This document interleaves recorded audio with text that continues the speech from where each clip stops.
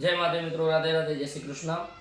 आप तमाम मित्रों स्वागत है मारा यूट्यूब चैनल पर, जेना माध्यमथी हूँ ज्योतिष, वास्तुशास्त्र તેમજ અન્ય સુંદર મજાની જીવન ઉપયોગી છે જે વસ્તુઓ છે આપના સુધી વિડીયોના માધ્યમથી પહોંચાડવાનો પ્રયત્ન કરું છું। તો મિત્રો, મકાનની અંદર જે આપણી અલગ અલગ પ્રકારની વ્યવસ્થાઓ હોય, જેમ કે કિચન છે, બેડરૂમ છે, મહેમાનો માટેનો રૂમ છે, પાણીની ટાંકી છે, આ જ રીતે એક પ્રશ્ન એ પણ છે કે ટોયલેટ કઈ જગ્યા ઉપર બનાવવું જોઈએ, કઈ એની યોગ્ય જગ્યા છે જેથી કરીને આપણને કોઈ પણ પ્રકારને અવરોધો ઉત્પન્ન થાય જીવનની અંદર, કોઈ પણ પ્રકારનું આપણને દુષ્પરિણામ ન મળે, એના માટેની યોગ્ય એવી કઈ જગ્યા છે કે જ્યાં બનાવવાથી આપણે ઉપરથી સારું પરિણામ મેળવી શકીએ। આપણા મનની અંદર આવા અનેક પ્રકારના પ્રશ્નો આપણને મૂંઝવતા હોય છે અને ઘણી વખત જ્યારે કોઈ આપણે વિપરીત દિશાની અંદર વિપરીત જગ્યા ઉપર આ બનાવી રહેતા હોઈએ તો આપણને એનું ખરાબ પરિણામ પણ ખૂબ મળતું હોય છે। કારણ કે વાસ્તુશાસ્ત્ર બાબતે હજી આપણે એટલા જાગૃત નથી, તો આ ખરાબ પરિણામ જે ટોયલેટને લીધે મળતું હોય છે એ આપણને ક્યાંથી મળી રહ્યું છે આપણને ખુદને એની માહિતી હોતી નથી। તો આપણે જ્યાં ત્યાં ભટકવું પડે છે, અલગ અલગ પ્રકારના ઉપાયો કરવા પડે છે, પણ આપણા ઘરની અંદર જ આ સમસ્યાઓ ઉત્પન્ન થતી હોય છે। આપણા ઘરની અંદરથી જ આપણી પરેશાનીઓનું ઉદ્ગમ સ્થાન છે। તો આપણે જાણશું મિત્રો આજે કે કઈ જગ્યા યોગ્ય છે કે જે જગ્યા ઉપર ટોયલેટ બનાવી દઈએ તો એનાથી કોઈ દુષ્પરિણામ મળતું નથી। તો સર્વપ્રથમ જગ્યા બતાવી છે વાયવ્ય કોણ।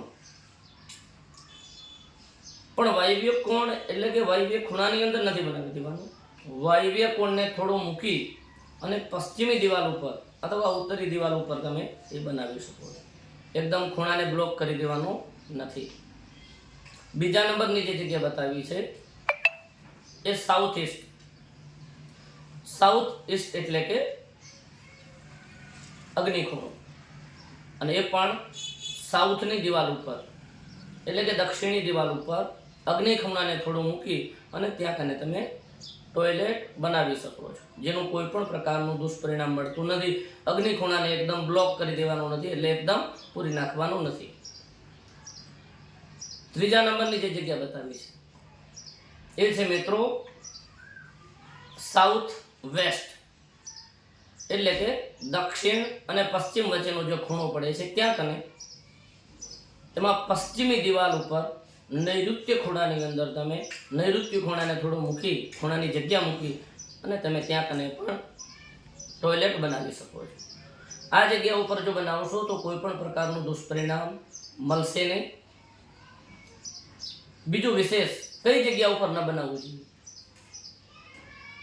તો ઈશાન ખૂણાની અંદર ભૂલે ચૂકે પણ અને પૂર્વની દિવાલ ઉપર ક્યારેય પણ ટોયલેટ બનાવવું જોઈએ નહીં। એમાં પણ જો ઈશાન ખૂણા ઉપર તમે ક્યારેય પણ કોઈ પણ વ્યક્તિ જો ટોયલેટ બનાવી દીધું તો એનું મિત્રો કોઈ નિવારણ પણ નથી।